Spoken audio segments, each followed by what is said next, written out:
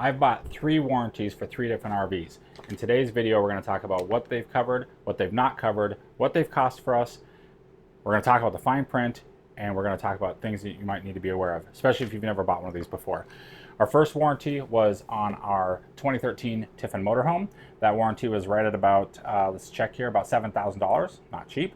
Our next one was on our 2016 Airstream van. That one was almost $14,000. And the third one is on our current Brinkley fifth wheel, and that one was $7,000. No, sorry, $8,000. Different coverages. The first 2 covered for 4 years and had mileage restrictions because they were motorized units. The current one is for 7 years and does not have mileage restrictions. So what do these things cover? And when you're at the dealership, you're excited, especially if it's your first RV, you've never bought one of these things before, but it's an expensive purchase. You want to make sure it's protected. The salesperson's talking to you, telling you all the things that could go wrong, things you might want to be aware of and be covered for, and that's what the warranty's for. And they cover a lot, right? So if I look at my list here, because there's a lot of them, I'll put a list on the screen as I kind of talk through some of these. Feel free to pause it if you want to look at the whole list. It'll be an actual copy of the text from our different warranties. But they're going to cover things like, if it's motorized, the engine, the transmission, the suspension, the steering, the heating and cooling system for the vehicle, axles, things like that. For the RV side, for anything that's not motorized, or for the RV side of a motorized unit, it's going to cover all your stuff in your RV. It's going to cover the fridge, the water heater, the air conditioners, the furnace, you name it, right? All the stuff. There's a huge list. And it's great. And if those things break, they're expensive to repair. Now, there are a lot of exceptions that you have to be aware of, though. And what they are, I'll put this on the screen as well, too, because there's a lot of details here. But anything that's not pre-approved before you repair it, they're going to deny. Anything that has to do with aging of an engine, so engine compression issues, burning oil, aging, wear and tear, pre-detonation issues, fuel-related problems, if your breakdown is caused by any of those, they're going to deny it.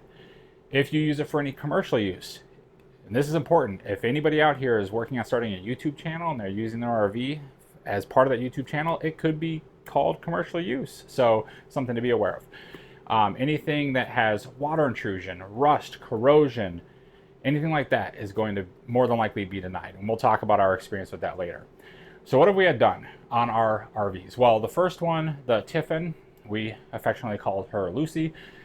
We had no issues. We had the warranty. We had the RV for 2 years, just about 2 years. We had no issues during the warranty period. There were a couple things that happened when we picked up the RV, but the dealer took care of that.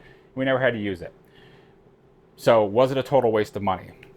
Maybe, maybe not. I didn't know as much as I know now about RVs, but the good news is we were able to return that and the refund was prorated. So we did get a pretty significant amount of money back when we sold the RV. So, it's insurance at that point. We never had to use it. The second RV, the Airstream Touring van, we had several problems go wrong with that. We had our awning system break not once, but twice. We had that particular RV for the waste dumping. It has a macerator pump system. That thing failed. And then the biggest thing that happened was our generator. So when we bought the unit, it had a generator mounted to the bottom and it worked great for the first year and a half. And then all of a sudden it just stopped working. So we went to take this thing into the dealership to get it fixed, and it was a big problem. And long story short, the warranty would not cover it. The reason why is they claimed 2 things. Number one, they claimed water intrusion into the generator. Now the generator is kind of an open device. It's hanging on the bottom of the van. So anytime you drive down the road and you're gonna get, puddles and rain and stuff like that, that water is gonna go right into that generator. So that one's a little sketchy. However, because of the water intrusion that happened over time, they said that it had rusted it out. And we saw the pictures. Yes, it had some rust on it, but we didn't have it that long. We had that RV for about 1.5 years, and there's no way we went from brand new condition to fully rusted out in 1.5 years because we were in the desert pretty much the whole time.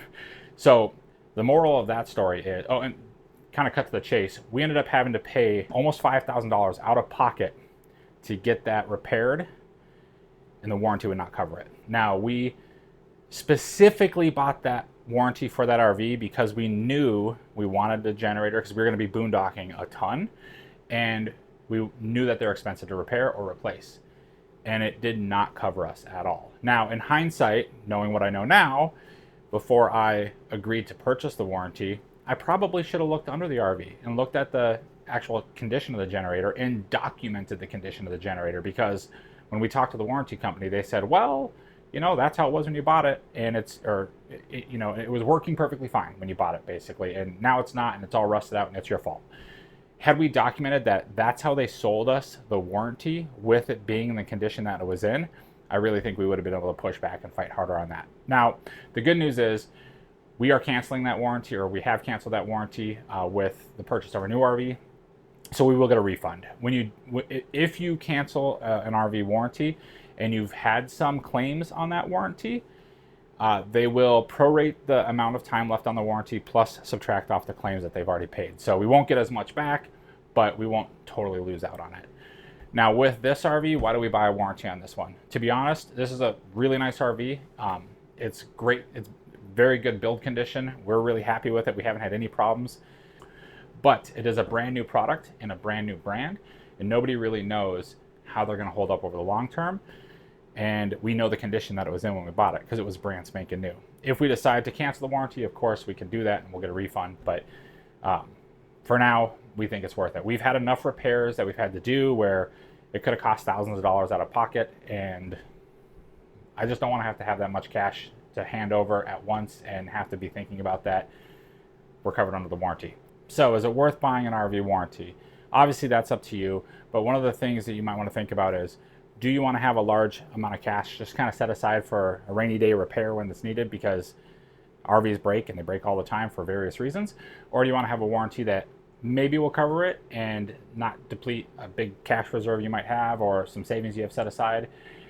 That's really kind of the pros and cons. Hopefully you found this helpful. If you have any questions on the warranty process or refunds or claim process or anything like that, feel free to drop it in the comments below. We'd be happy to answer it. And otherwise, thanks so much for watching, and we'll see you out there.